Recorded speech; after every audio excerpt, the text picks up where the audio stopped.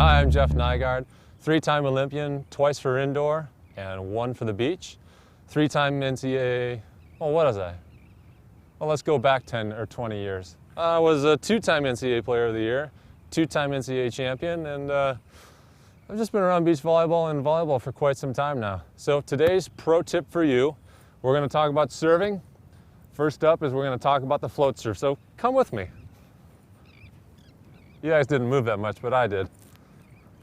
Float serve. I want to start off talking a little bit of strategy.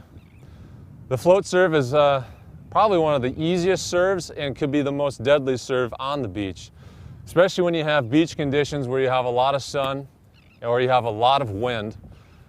Playing with the wind, especially if it's blowing in your face, launching a float serve is one of the hardest balls to pass because the trajectory is such that it's all over the place and it's really hard to maintain where the ball's going, guiding it into the wind, having a good set and making a good play out of it. But let's talk about how we're going to do a float serve. First things first, you always want, and every time you're hitting a ball in any situation, you want an orientation of your hips such that it's perpendicular to the net. I'm right-handed, so you want your right hip to be back a little bit, such that when you're going through with your arm swing, the hips will initiate the swing, they'll start torquing, and you pop all the way through. So the hips are key here. So you want 1 foot back, 1 foot in front. What you're going to do is you're going to hold your hand out this way, and you're going to toss. You don't want the toss to be back over your head. You don't want it too far in front. What you want is just in front of your body so that when you step into the ball, you got the torque from the hip and you're popping it and contacting it out in front of your body. That way, when you do pop the ball, instead of having some kind of spin on it, it's going to float. And when it floats, beach volleyball players like to say it's the dancing bear. It's going to be moving, it's going to be shaking, it's going to be all over the place, and that's going to make it hard to pass. So just so you can see what it looks like, toss here, pop, goes through.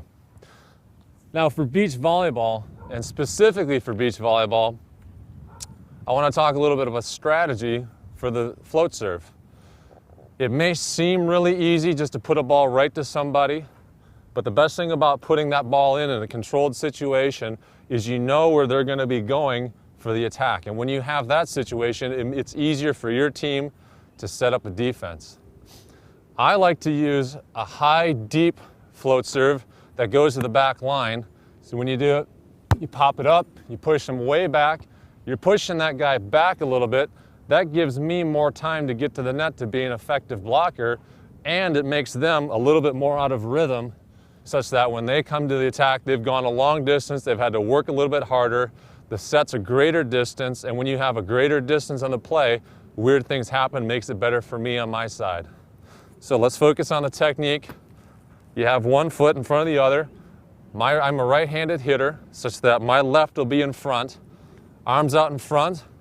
I toss in front of my body, I step to the ball, I pop through. Nice deep floater.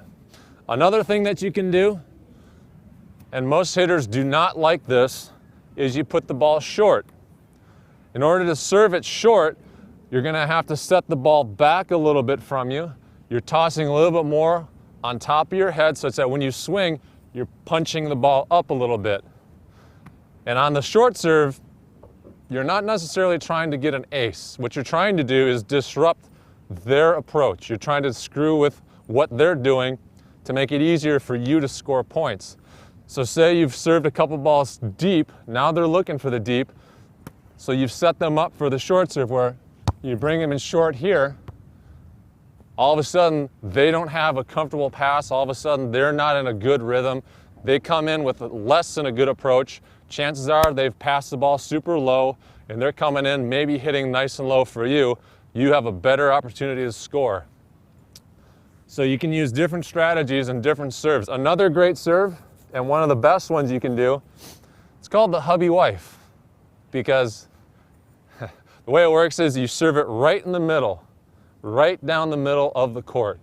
And what happens there is all of a sudden you've got two people who have two zones that they're responsible for. Problem is, if you serve it down the middle, it's crossing over one person's zone into the other. So somebody needs to make a confident, firm decision. My ball, they need to commit to it. What you're gonna find though, more often than not, is it's called the hubby-wife because no communication. It's just doing one of these and they both go for the ball and it's a problem zone. And you just throw it right in the middle and let them figure it out. You know, if somebody's not going aggressively at the ball, you're gonna get them into a trouble situation. That's why it's called the hubby-wife. Sorry, hon. She knows it too, she plays beach volleyball. So hubby-wife, one of the best ways, especially on a day like this, if you look, no wind. We have no wind right now, so you don't need to worry about playing the wind. So what you do is you just serve it dead center. Dead center, from center to center, makes it very hard for them to figure out who's gonna pass the ball. If I was over in this corner and I served to the middle, the way passing works is you have the cross-court person who's the dominant passer taking that ball. But in this case, middle to middle transcends that, such that neither one on the outset says my ball.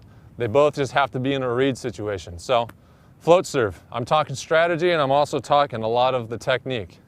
All right, one more thing that I want to throw in is if I'm a right-handed hitter, ideally what you'd like to do on the toss, not only where in relationship how far from you, but also where it is in relation to your shoulder.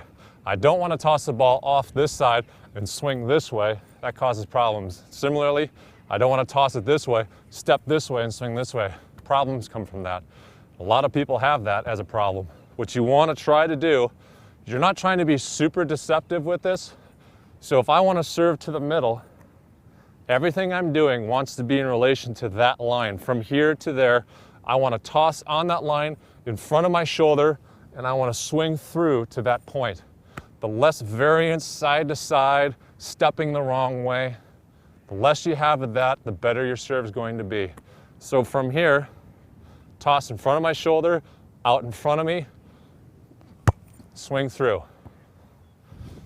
One more time, because repetition is a good thing. Up high, step, punch it through.